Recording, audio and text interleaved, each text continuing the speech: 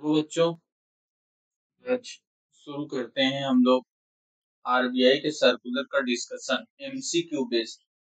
हालांकि PDF group में share कर दिया गया। Financial awareness for banking exam, banking and financial awareness जो है वो एग्जाम जोन का ही चैनल है, टेलीग्राम चैनल।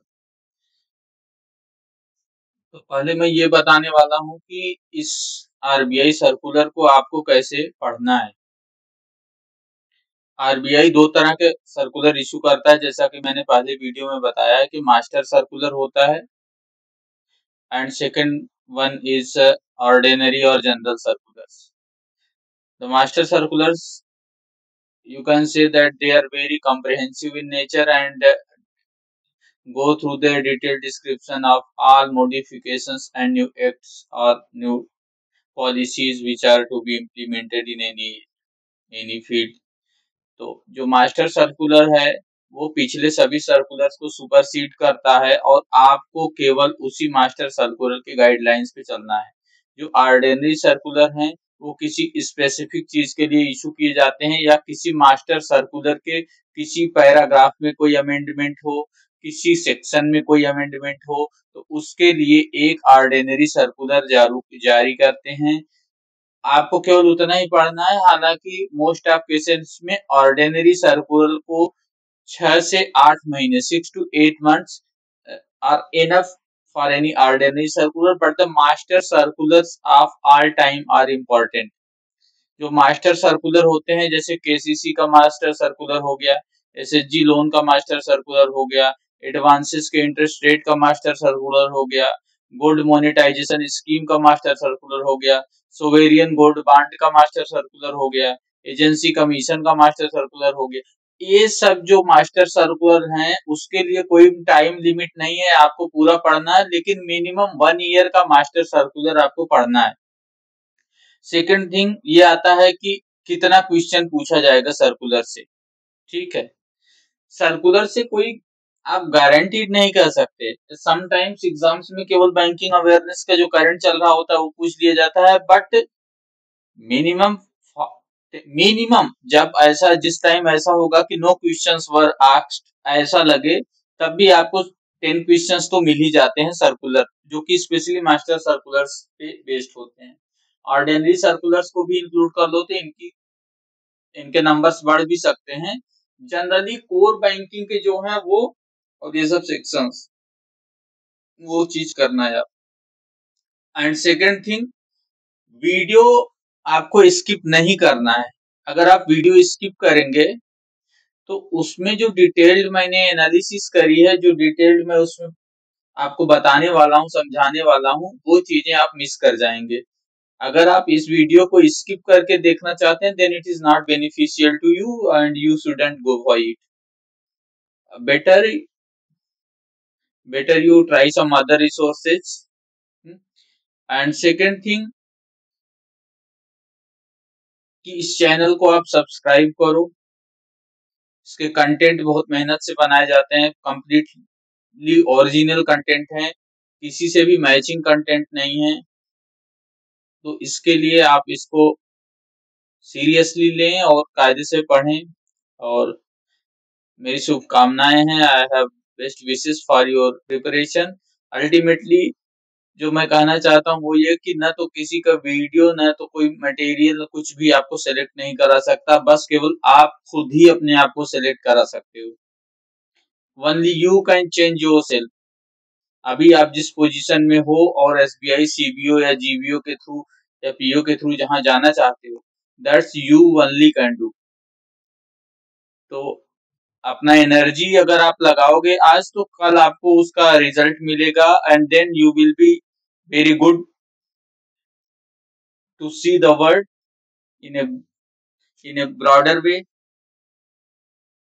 कि आपके इस सिलेक्शन के बाद आपकी लाइफ, आपकी दुनिया कैसे चेंज होती है। तो ठीक है, अभी हम स्टार्ट करते हैं और चलते हैं अपने इस सर्कुलर के डिस्कशन पे। ये सर्कुलर अप्रैल मंथ के हैं जिसका ग्रुप में अपडेट कर दिया गया है। तो आप पहले ग्रुप से इसके सर्कुलर्स जो हैं टेलीग्राम ग्रुप में इसका पीडीएफ डाला हुआ है और इस वीडियो के लिंक में भी टेलीग्राम का ग्रुप का लिंक दिया गया है। आप इस वीडियो के डिस्क्रिप्शन में जाकर के वहां पर टेलीग्राम का लिंक एकदम स्टार्ट में ही है, आप उस पर क्लिक करके टेलीग्राम ज्वाइन कर सकते हैं। बिफोर दैट टेलीग्राम अगर आप लैपटॉप से कर रहे हैं तो आपके लैपटॉप में स्टार्ट इंस्टॉल होना चाहिए, और अगर आप अपने मोबाइल से ये वीडियो देख रहे हैं तो आपके मोबाइल में टेलीग्राम इंस्टॉल होना चाहिए, then only you can join that group. Okay let us start without further discussions of such type will kill the time। चलो अभी हम स्टार्ट करते हैं अप्रैल का circular. Okay, MCQ circular means हम पढ़ेंगे एमसीक्यू। ठीक है, ये आ गया आपका first question. Which of the following denominations of coins cannot be accepted at bank? अभी आप देखो अप्रैल के सर्कुलर में कॉइन्स के बारे में एक सर्कुलर आया हुआ है, अप्रैल 2022 में ही आया हुआ है। Facility of exchange of notes and coins करके वो सर्कुलर है, आप उसमें पढ़ोगे। अच्छा, बर्ड्स आई व्यू में पढ़ोगे तो नहीं मिलेगा, लेकिन अगर आप उसमें पढ़ोगे आपको ये मिल जाएगा कि उसमें आप कौन से नोट्स को चेंज कर सकते हो और कौन से नहीं। मीन्स कौन ये 25 पैसे को आरबीआई ने लीगल टेंडर से हटा दिया है। आप 25 पैसे के कॉइन्स को नहीं जमा कर सकते, लेकिन आप 50 पैसे को बैंक में जमा कर सकते हैं, 1 रुपए को भी बैंक में जमा कर सकते हैं और 2 रुपए को भी बैंक में जमा कर सकते हैं। अगर कहीं ये लिखा रहे 50 पैसे नहीं जमा कर सकते तो वो, क्योंकि जनरल प्रैक्टिस में भी 50 पैसे नहीं है ना, नहीं चलता है। चलने का मतलब 50 पैसे का कोई सामान नहीं मिलता और 1 रुपए की जगह आप 2 50 पैसे दे नहीं सकते, रनिंग में नहीं है। ठीक है, तो फर्स्ट ऑप्शन ये है कि 25 पैसे के जो कॉइन्स हैं वो जो है एक्सेप्ट बैंक काउंटर पे नहीं किए जा सकते, या इवन आरबीआई में भी नहीं दिए जा सकते। सेकंड है, आपको इसके लिए क्या पढ़ना है, कौन सा circular, facility of exchange of notes and coins and deposit का भी उसमें सब दिया हुआ है। अप्रैल में सर्कुलर अप्रैल 2022 में आया हुआ है। ठीक है, सेकंड क्वेश्चन भी इसी से रिलेटेड है। वो क्या कर रहा है, which is not a method of depositing coins, which is not a method of depositing coins at bank counters। Means bank counter में आप बैंक में जा करके किस तरह से कॉइन्स को डिपॉजिट नहीं कर सकते। पहला वेट, मतलब आप कैशियर के पास गए, उसने कहा कि वो तराजू पे रख दो, जितना वजन होगा हम उससे दे देंगे। दूसरा काउंटिंग। ठीक है, आप उसमें देखोगे सर्कुलर में दिया है कि इट इज एडवाइज्ड, ये कहा जाता है कि कैशियर के लिए आसान रहेगा सिक्कों को तौल के जमा करना। ठीक है, ऐसे मान लो इसमें सिक्के रख दोगे, कहीं एसबीआई या बड़ी बैंक में जाओ ना, देखोगे कहीं कहीं गार्ड के बगल में या कैशियर के जस्ट बगल में एक बड़ा सा वेइंग मशीन रखा रहता, बड़ी वाली, तो वो कॉइन्स के लिए होती है। एक कॉइन का वेट आपको पता होता है और आप जितना वेट होता है उसमें 1 कॉइन से डिवाइड कर दोगे तो आपको एग्जैक्ट नंबर ऑफ कॉइन्स भी मिल जाएंगे और कितने रुपए हुए ये भी मिल जाएंगे। बस बात यह है कि उसमें सेम टाइप के कॉइन हो। अभी 10 रुपए के कॉइन में आप 5 रुपए वाले कॉइन से एक साथ डाल के वेट नहीं करना है। ठीक है, आप वेइंग से भी जमा कर सकते हो और काउंटिंग से भी। ऐसा नहीं कैशियर काउंट है, काउंटिंग तो जनरल मेथड है, काउंटिंग से कोई भी पैसा जमा हो सकता है और निकल सकता है। ठीक है, सेम वे आपको वो वेइंग से दे भी सकता है, और जनरली ये 100 कॉइन के पैकेट होते हैं। कॉइन्स जनरली डिस्ट्रीब्यूट करने के लिए दिए जाते हैं, रिसर्कुलेशन के लिए होते रहते हैं, आप डिपॉजिट कर सकते हो। ठीक है, जनरली वो आरबीआई में बैक नहीं किए जाते हैं जनरली। ठीक है, अब आगे आते हैं कि following is a legal right of a person, मतलब कि जो पैसा आपको इशू किया गया है, ठीक है, जो रुपया आप लेके चल रहे हैं उसके बारे में है कि कोई भी आदमी asking exchange for soiled notes, soiled note के लिए एक्सचेंज मांग सकता है कि नहीं? ठीक है, स्वाइल्ड नोट के लिए एक्सचेंज मांग सकता है कि नहीं? ठीक, asking exchange for mutilated notes, क्या म्यूटिलेटेड नोट्स के लिए एक्सचेंज मांग सकता है कि नहीं? नहीं। तो अब इसमें है कि नन। क्यों? क्योंकि स्वाइल्ड नोट जो है, मतलब जो पुरानी डर्टी हो चुकी है नोट, उनके लिए तो आप एक्सचेंज मांग सकते हो, लेकिन जो म्यूटिलेटेड नोट है, जो फट गई है नोट्स, कट गई हैं, अलग हो गई, उनके लिए आप लीगली नहीं मांग सकते, राइट नहीं है वो आपका। You can take the change, आप उसके लिए एक्सचेंज मांग सकते हो, but it is not your right. ठीक है, किसी चीज का राइट नहीं है वो आपका। हाँ, अगर यहाँ पर फर्स्ट होता ओनली वन तो ये सही हो जाता स्वाइल्ड नोट्स, लेकिन ये जो है म्यूटिलेटेड नोट्स के लिए है, तो म्यूटिलेटेड नोट्स नहीं। अच्छा, इसमें एक सर्कुलर इशू है स्वाइल्ड एंड म्यूटिलेटेड नोट्स का। ठीक है, तो वो सर्कुलर अप्रैल में इशू है, ग्रुप में अपडेटेड है। आप ये पढ़ लेना स्वाइल्ड नोट्स और म्यूटिलेटेड नोट्स कौन से हैं। मैं बता देता हूँ, स्वाइल्ड नोट मतलब एक्चुअल डर्टी नोट। कई कई नोट इतने पुराने हो चुके होते हैं कि ऐसा लगता है कि उनको अगर इधर उधर खींचा रखा उधर तुरंत फट जाएंगे, ऐसे स्वाइल्ड नोट होते हैं। म्यूटिलेटेड नोट होते हैं, वो नए भी नोट हो सकते हैं, लेकिन ये कई पार्ट में होते हैं, ये टुकड़ों में होते हैं, इनके जोड़ के इनका एसेंशियल फीचर लाया जा सकता है। ठीक है, एकदम नोट जैसा। ठीक है, उनको इसमें काउंट किया जाता है। बाकी डिटेल जो है आप वो ग्रुप में जो सर्कुलर का डिटेल है आप उससे पढ़ो, क्योंकि हम यहाँ केवल एमसीक्यू डिस्कस कर रहे हैं। अब आते हैं महात्मा गांधी सीरीज नोट। ये बहुत बार आपने देखा होगा, Mahatma Gandhi series note, Mahatma Gandhi series note. Mahatma Gandhi series note से पहले लायन वाली सीरीज चलती थी, जिसमें उसमें शेर छपा रहता था। जब जवान वाली पिक्चर का शेर देखे हो ना, वैसा ही शेर छपा रहता, मतलब शायद बब्बर शेर रहता था, मुझे एग्जैक्टली जहां तक याद है, बब्बर शेर बब्बर।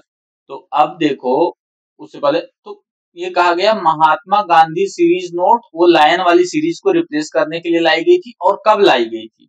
तो ये महात्मा गांधी सीरीज नोट 1996 में लाई गई थी। महात्मा गांधी सीरीज नोट 1996 में लाई गई थी। Okay, question number 5। Question number 5 क्या करे? A mutilated note is a note। अभी अभी जस्ट पीछे ही बताया था। म्यूटिलेटेड नोट क्या होता है? म्यूटिलेटेड नोट ये होता है कि जो फट गया हो, मतलब 2 पीस का हो। ठीक है, which is composed of more than 2 pieces. Okay, more than 2 pieces वाला भी होगा, फट गया अलग हो गया, पार्ट्स है ना। तीसरा, उसका एक पोर्शन मिसिंग है, मतलब इसेंशियल फीचर उसका गायब है, ये भी हो सकता है। became very dirty and torn, ये नहीं है, ये तो आपका सॉइल नोट का प्रॉपर्टी है। तो 1 2 3 ये सही हो गए। अब आते हैं 6 पे। The facility of exchange of soiled and mutilated notes are done under, मतलब एक्सचेंज ऑफ सॉइल्ड नोट और म्यूटिलेटेड नोट किस एक्ट के अंदर किया जाता है? आरबीआई एक्ट का काम खत्म है, क्योंकि आरबीआई एक्ट के बारे में केवल आरबीआई उसके फंक्शन के बारे में है।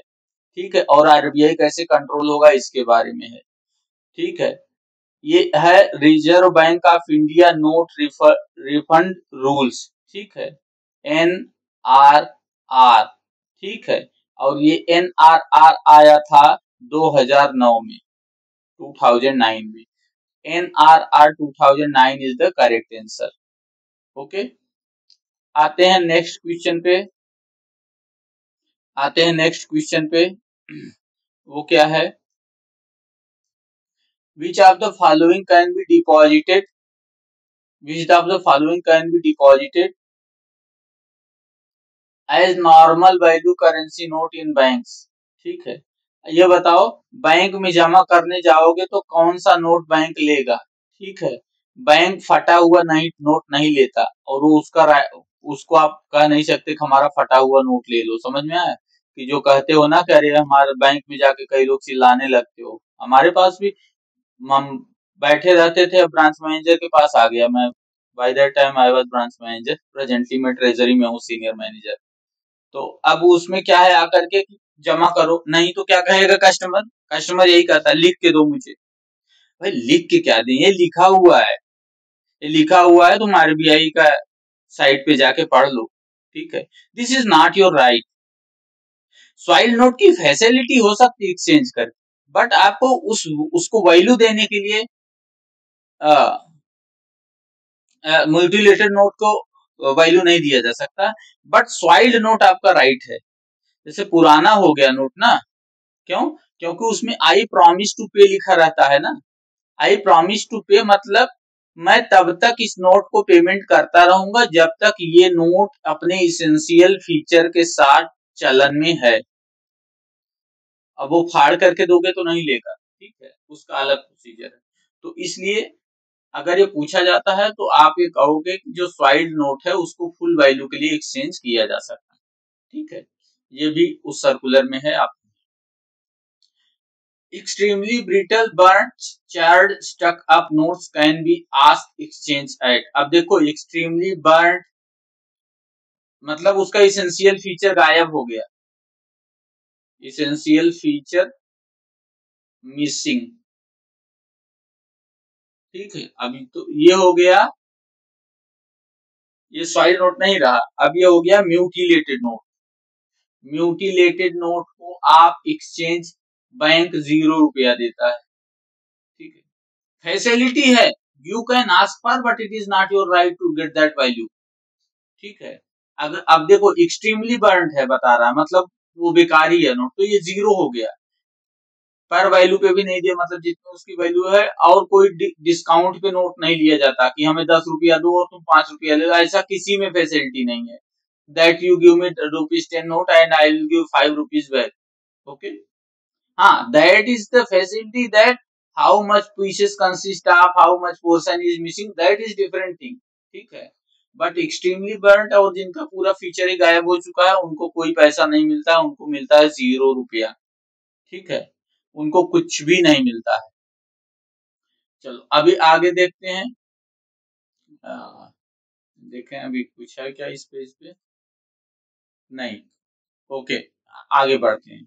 चलो आगे बढ़ने में हम आते हैं यहाँ पे, उसमें तो पता है ना आंसर वही उसका नन होगा, कोई भी मतलब ना तो पैसा मिलेगा और ना किसी डिस्काउंटेड वैल्यू पे वो नोट एक्सचेंज होगी, ठीक है। अब देखते हैं, the soiled notes can be exchange immediately at, मतलब जो पुरानी note, soiled notes, soiled notes एक तरह से आप जान लो ओल्ड एंड डर्टी, ठीक। कितने अमाउंट के लिए इमीडिएट एक्सचेंज है, मतलब आप जाओगे काउंटर पे और आपको वो पैसा वापस दे देगा, ठीक है। अगर वो 20 पीसेस में है या उसकी वैल्यू 5000 है तो आपको इमीडिएट एक बार में, पर ट्रांजैक्शन की बात हो रही है। पर ट्रांजैक्शन का मतलब क्या होता है, एक बंदा लेके गया उस दिन में एक बार, ऐसा नहीं 5-5 हजार लेके वो लाइन में खड़ा ही हुआ है हमेशा, ठीक है। Not only he is not standing for a number of multiple of the 5,000 rupees. He will go for a single transaction. He will can do the transaction for a maximum value of the 20 pieces of the notes, ठीक है।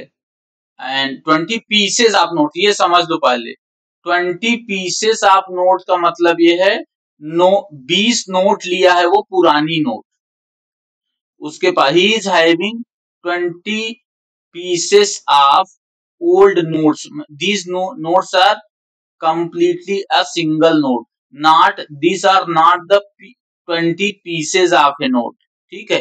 एक note के 20 piece नहीं है ये, क्योंकि soiled माने पुरानी नोट, 20 पीसेस मतलब पुरानी नोटों का 20 पीस,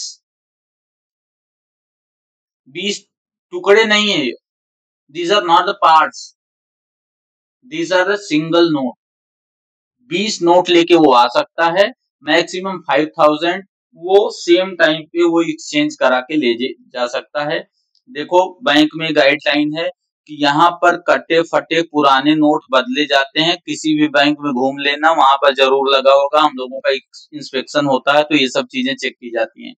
दूसरी बात, चेंज शायद ही कोई करता हो, मैं तो करता था क्योंकि मुझे उसमें कोई घाटा नहीं था। हमें अपना करेंसी चेस्ट भेजना, हम भेज देंगे। भाई दूसरा आदमी, फार्मर, किसान, छोटा बंदा जिसको 500 रुपया ही है और वो भी पुराना और डर्टी है, वो कहाँ चलाएगा उसको? ना वो दवा ले सकता है, ना कुछ खा सकता है उसका। चेंज करो तो चेंज कर सकते थे, बस मोस्टली जनरली वो नहीं करते हैं। मेरा जैसा एक्सपीरियंस जो कस्टमर आते थे वो बताते हैं, लेकिन करना चाहिए। You people will also go if you get a chance, then smoothly exchange it, because people come with very much expectation. In banking you will enjoy with people because you will be fulfilling the financial expectation of a people. And the biggest expectation in not only in India but in the world, in the universe, is the financial expectation. आप किसी से कोई चीज maximum क्या expect कर सकते हैं? पैसा। आज के जमाने में अच्छी बातें सब बोल सकते हैं, everything, anyone can talk good about you, yes you are good, तुम ये हो, वो हो, भाई हो, बहन हो, सब हो। But when it comes to give a finance, भाई मुझे 1 लाख रुपया दे दे, 10,000 रुपया दे दे, काम है, then only the real face comes out. हाँ, तो there also in bank you will be fulfilling the financial expectation, which I believe is the biggest expectation what anyone can expect from you, and you must go. Okay, come to the question 10. A person came to exchange, ये भी बनाया हुआ question. अच्छा देखो, ये question सब हमने ही बनाए, खुद से बनाया हुआ क्वेश्चन है। कहीं पे अगर कोई मिस्टेक होती है तो then you go with circular, क्योंकि बनाया तो वैसे बहुत ही सावधानी से है, रिवाइज भी दिए देखा है, but if sometimes you gets anything wrong, you can go with the circular, but I can assure you that there shouldn't be anything wrong. अब देखो, a person came to exchange soil notes with 37 pieces of notes where the value is 18,500 INR. The bank will exchange immediately without any exchange charges, may accept notes against receipt and provide credit later, may or may not accept for the exchange, and should contact regional office. देखो, ये question तो हमेशा अक्सर आ जाता है दूसरे दूसरे form में कि मे कांटेक्ट, उसमें ऑप्शन रहेगा रीजनल ऑफिस, जैसा कांटेक्ट कुछ नहीं है। जब वो रीजनल ऑफिस के ही पावर में हो तभी कर सकते हो, मोस्टली ब्रांच हेड करना है। अच्छा, अभी ऊपर पढ़ाना है, या तो वो 20 पीसेस लाना है उसको, या मैक्सिमम 5,000। ठीक है, 20 पीस 5,000, इनमें से ये भी नहीं है, ये 20 पीस से ज्यादा है और इसकी वैल्यू भी 5,000 से ज्यादा है, तो अब उसे सेम डे एक्सचेंज नहीं मिलेगा। सेम डे एक्सचेंज मतलब क्रेडिट, सेम डे क्रेडिट नहीं मिलेगा। अब ये क्या होगा, बैंक उससे ये पैसे लेगा, उसको एक जमा पर्ची की रिसीट देगा। ठीक है, इस पैसे को अगर वो अपने यहाँ कर सकता है तो ठीक, नहीं तो नियरेस्ट चेस्ट में भेजेगा विद कवरिंग, ब्रांच कवरिंग। वो चेस्ट वाला उस करेंसी नोट को एक्सेप्ट करके बैंक को क्रेडिट दे देगा और bank then will credit to customer account. ठीक है, तो ये ऑप्शन ये क्या है, ये तो गलत होगा कि इमीडिएट नहीं होगा। मे एक्सेप्ट प्रोवाइड क्रेडिट लेटर, ये सही है। मे और मे नॉट एक्सेप्ट, ये मे नॉट तो काम ही खत्म है, सॉइल नोट आपको एक्सचेंज करना ही है। शुड कॉन्टेक्ट रीजनल ऑफिस और nodal officer for further course of action, ये भी बेकार है। क्यों? क्योंकि फर्दर कोर्स ऑफ एक्शन का बात ही खत्म है ना, जो क्लियर कट गाइडलाइन लिखा हुआ है उसमें कहीं भी रीजनल ऑफिस और कुछ नहीं लिखा हुआ है। सिंपल सी इस आरबीआई सर्कुलर में कहीं कहीं पे चेस्ट, करेंसी चेस्ट की बात आई है बस, और कहीं कुछ भी नहीं आया है। ठीक है, 11th क्वेश्चन है, which of the following is an imperfect note. Imperfect note क्या होता है भाई, जान लो, जिसका इसेंशियल फीचर मिसिंग हो वो इम्परफेक्ट नोट होगा। मतलब नोट नोट वो रही नहीं गई हो, फट फुट गई हो, खराब हो गई हो, तो वो फटने वाला note, burst note, burn note, ठीक, crust note, these are mutilated note. तो इसका इसेंशियल फीचर मिसिंग होता है, इसलिए ये लीगल टेंडर नहीं होते हैं,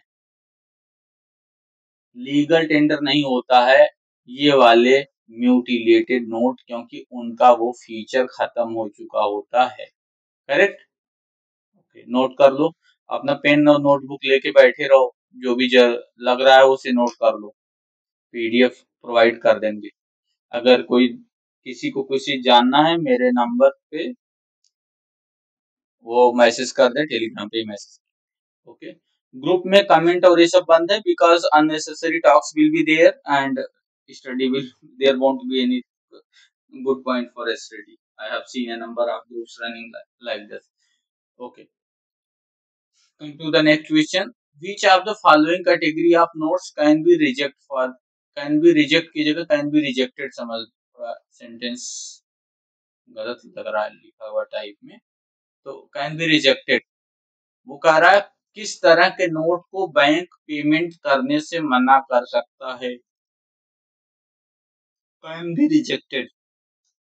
तो अब बताते हैं इसको आप खुद ही बता दोगे, देखो मैं बताता हूँ। Which of the following category of notes can be rejected for payment. पहला, notes with slogans, very good, ये भी गाइडलाइन में दिया हुआ है। ऐसे नोट जिसपे कोई स्लोगन लिखा हो या उसपे कोई ईश्वर, अल्लाह, खुदा, कोई इन सब के बारे में, जीसस या कुछ किसी के बारे में, ठीक है, किसी चीज भी देवी देवता के बारे में कुछ लिखा है, ठीक है, देन आल्सो वो लीगल टेंडर नहीं है, ठीक है। कलर स्ट्रेन वाला लीगल टेंडर नहीं रह जाता, लेकिन बट कलर स्ट्रेन वाला अलाउड है, आप एक्सचेंज कर सकते हो। नोट विद मैसेजेस, ठीक है, एक तो वो नोट विद मैसेज वाला भी आप वो लीगल टेंडर नहीं रह जाता, ठीक है, वो भी खत्म है। तो ये ठीक है, तो आल तो नहीं होगा, क्यों, क्योंकि ये कलर स्ट्रेन वाला इसका काम गड़बड़ कर दे रहा है, ठीक है, इसलिए इसका आंसर हो जाएगा नन ऑफ दीस। अब आओ आगे चलते हैं। सर्कुलर जरूर पढ़ना जो उसमें ग्रुप में दिया गया है, वो दैट्स वेरी, और इंडेक्स भी मैंने शेयर किया हुआ है आरबीआई सर्कुलर का, तो खुद आरबीआई की साइट पे जा पढ़ सकते हो, बट ये है कि उसमें पढ़ने में आपको थोड़ा टाइम ज्यादा लगेगा, और जो कंपाइल्ड है उसमें जो मेजर पोर्शन सर्कुलर के हैं वही दिए गए हैं। अब देखो, द कॉइन्स ऑफ 25 पैसे and below issued from time to time cease to be legal. तो ये कह रहा है 25 पैसे और उसके नीचे वाले सिक्के कब बंद कर दिए गए थे, ठीक है, ये 2011 में बंद कर दिए गए थे 25 पैसे, जून 2011 से, 30 जून 2011 से ये बंद। अब एसएचजी मतलब सेल्फ हेल्प ग्रुप, ठीक है, क्वेश्चन 14, एसएचजी मतलब होता है self help group, self help group कह रहे हैं। एसएचजी एक इनफॉर्मल ग्रुप होता है कि फॉर्मल होता है कि रजिस्टर्ड एसोसिएशन होता है कि वॉलेंटरी ग्रुप होता है, ठीक है, नन ऑफ दिस। क्यों, तो देखो, इनफॉर्मल भी होता है क्योंकि इसको फॉर्मली एसोसिएट करने की कोई जरूरत नहीं होती है, ठीक है। रजिस्टर्ड, यस और नो दोनों, एसएचजी रजिस्टर भी हो सकता है और अनरजिस्टर्ड भी हो सकता है। वॉलेंटरली रजिस्टर्ड मतलब ये एसएचजी के ऊपर है कि उसको रजिस्टर कराए या नहीं कराए, ये भी सही है। इसमें क्या है कि नन ऑफ एबो दीज की जगह नन ऑफ एबो ऑप्शन मुझे टाइप करना चाहिए था, बट नन ऑफ दीज भी सही है कि इसमें दो ऑप्शन सही हो जा रहे हैं, इसलिए ऐसा। अब एसएचजी क्या होता है, इसमें मान लो 10 से 20 लेडीज जो होती हैं, गरीब महिलाएं, मतलब गरीब है मतलब लोग सबका स्टेटस, लो सोशल स्टेटस सेम होना चाहिए, वो आपस में इकट्ठा होती हैं कि चलो 10-10 20-20 रुपए हम सब लोग बचा के कोई फंड बनाते हैं। अगर इनको कोई इंटरप्रेन्योरशिप या कोई काम करना है तो बैंक इनको फाइनेंस भी दे देती है इसको, और ये बैंक में खाता भी खुलवा देती है। इन सबको खाता खुलवाना, लोन लेना, माइक्रो फाइनेंस लेना, ये सब एसएचजी बैंक लिंकेज कहा जाता है, ठीक है, इसको लिंकेज कहते हैं, मतलब एसएचजी को बैंक में ले आना। 5 10 से 20 है, लेकिन इसमें 5 से 10 भी हो सकते हैं और 5 से 20 भी हो सकते हैं, क्यों, क्योंकि अगर कोई पीएच है, ज्यादा लोग पीएच नहीं और पीएच लोग ग्रुप बना रहे हैं तो वो ग्रुप को 5 भी आप वैलिडेट कर सकते हो, कोई दिक्कत नहीं है। अब कह रहे हैं सेविंग टू लोन रेशियो, अगर किसी ग्रुप ने, एसएचजी ग्रुप ने 10 रुपए की सेविंग करी तो बैंक उसको कितना लोन दे सकता है। बैंक उसको या तो 10 रुपया दे सकता है या 20 रुपया दे सकता है या 30 रुपया दे सकता है, 40 रुपया, मतलब मैक्सिमम उसका 4 गुना सेविंग का दे सकता है, और मिनिमम 10x1। इसको first dose, second dose, third dose, fourth dose कहते हैं, ठीक है। एसएचजी पे अलग से वीडियो डालूंगा क्योंकि इसमें ज्यादातर चीजें डिस्कस करने में बाकी क्वेश्चन छूट जाएंगे। इतना जान लो कि एसएचजी को 1:1 सेविंग और लोन, सेविंग 1 तो लोन 1, 1:4 सेविंग 1 तो लोन 4 तक दिया जा सकता है। एसएचजी के लिए जनरल गाइडलाइंस कौन इशू करता है? आरबीआई तो किसी कोई भी गाइडलाइन इशू कर सकता है। इवन बस NABARD also issues guidelines from time to time in this regard. ठीक है, एसएचजी के लिए नाबार्ड भी इशू करता है।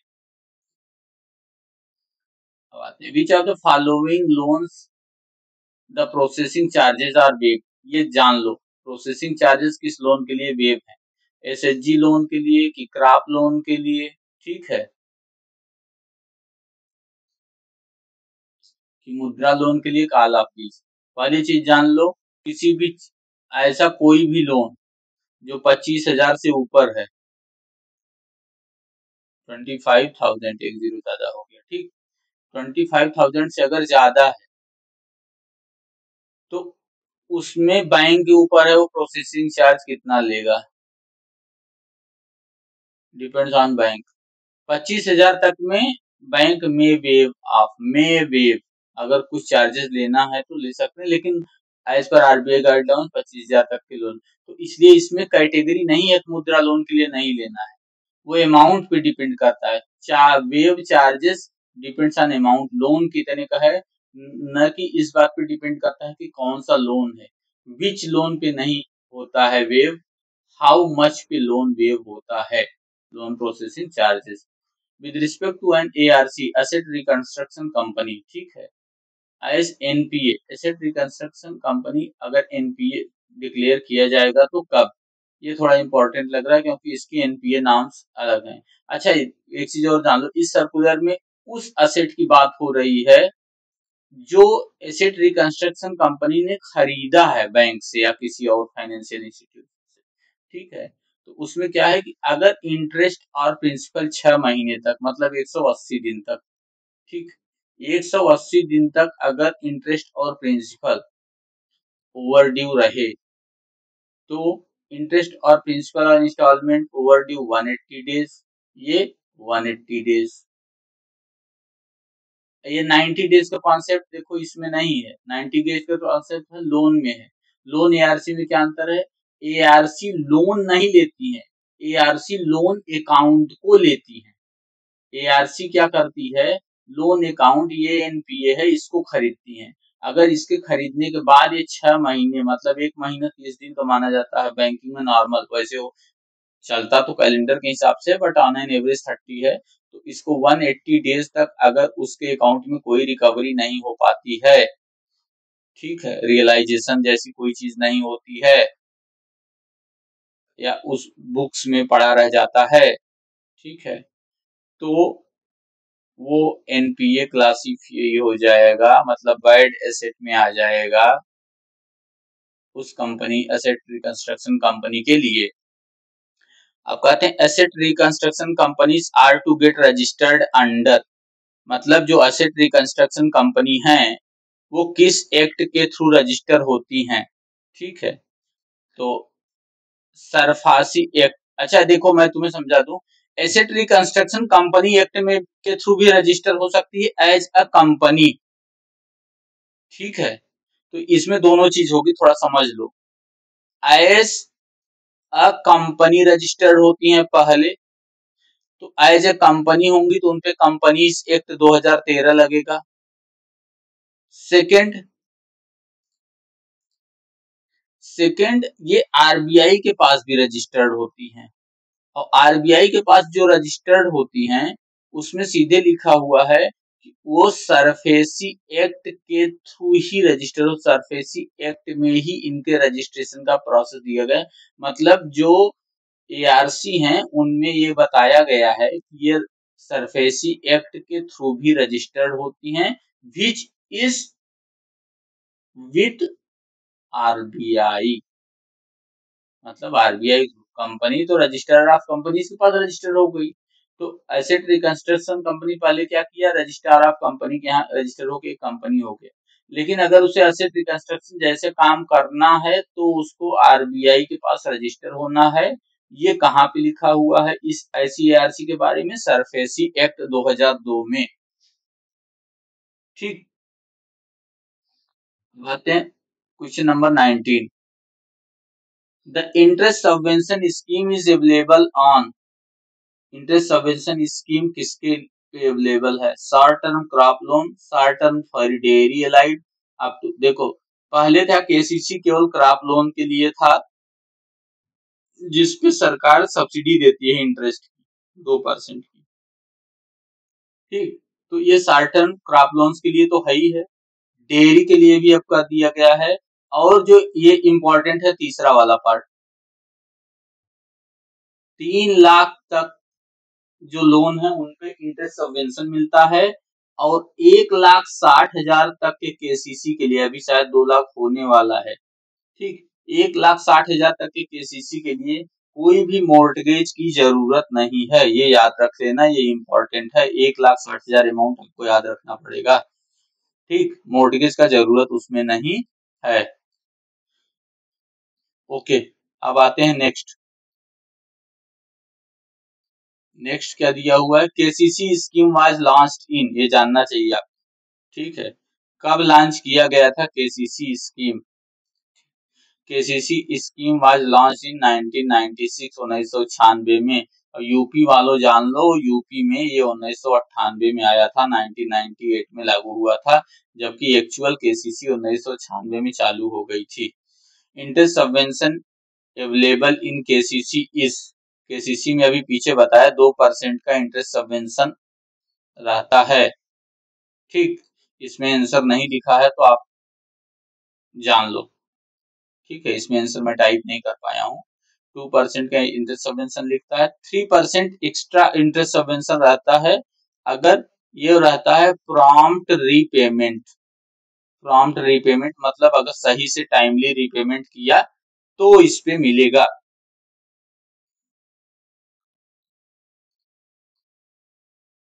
चलो, हम आते हैं एडिशनल इंटरेस्ट सबवेंशन।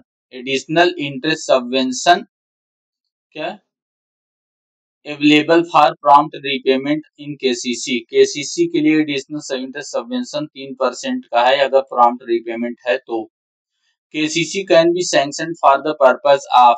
KCC किस पर्पस के लिए सेलेक्ट इशू किया जा सकता, सैंक्शन किया जा सकता है?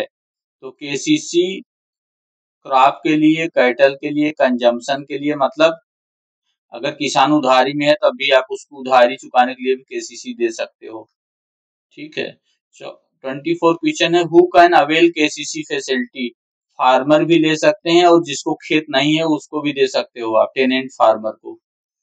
ठीक,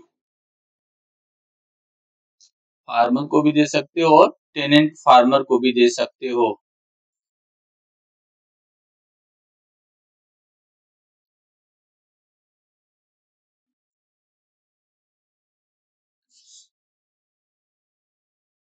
बाकी 22 क्वेश्चंस हो गया। अभी वीडियो अभी 25 के आगे भी और डाल देते हैं। ठीक है।